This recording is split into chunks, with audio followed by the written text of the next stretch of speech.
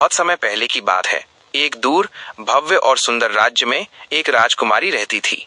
उसका नाम था अनाया। राजकुमारी अनाया न सिर्फ सुंदर थी बल्कि बेहद दयालु और साहसी भी थी। वो हमेशा अपने लोगों की मदद करती और सबके चेहरे पर मुस्कान लाने की कोशिश करती।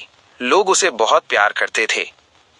एक दिन महल की गुप्त तहखाने में घूमते हुए राजकुमारी अनाया को एक पुराना आईना मिला। वो आईना साधारण नहीं था।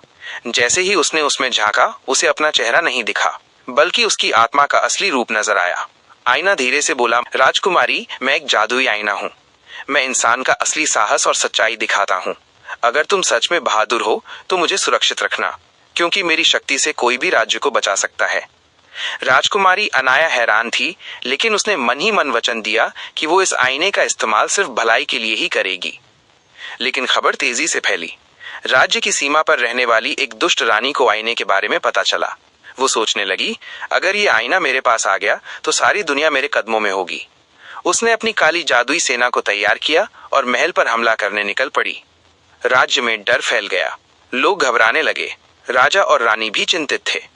लेकिन राजकुमारी अनाया ने गहरी सांस ली और कहा, डरने की जरूरत नहीं है। हमारा साहस ही हमारी सबसे बड़ी ढाल है। जब दुष्ट रानी और उसकी सेना महल के दरवाजों तक पहुंच गई, तब राजकुमारी ने जादुई आईना उठाया। आईना चमक उठा और उसमें से सुनहरी रोशनी निकलने लगी।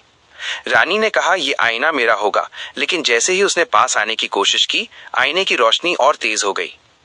राजकुमारी अनाया ने ऊंची आवाज में कहा, यह शक्ति किसी लालच के लिए नहीं बल्कि लोगों की भलाई के लिए है।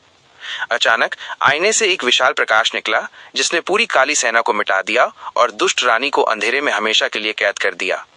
राज्य में खुशियां लौट आईं। लोग नाचने गाने लगे। हर किसी के चेहरे पर मुस्कान लौट आई। लोगों ने कहा, जय हो राजकुमारी अनाया की। उस दिन से राजकुमारी अनाया को लोग साहस की रानी कहने लगे और उसने सबको सिखाया कि सच्ची ताकत तलवार या जादू में नहीं बल्कि दिल की सच्चाई और दयालुता में होती है।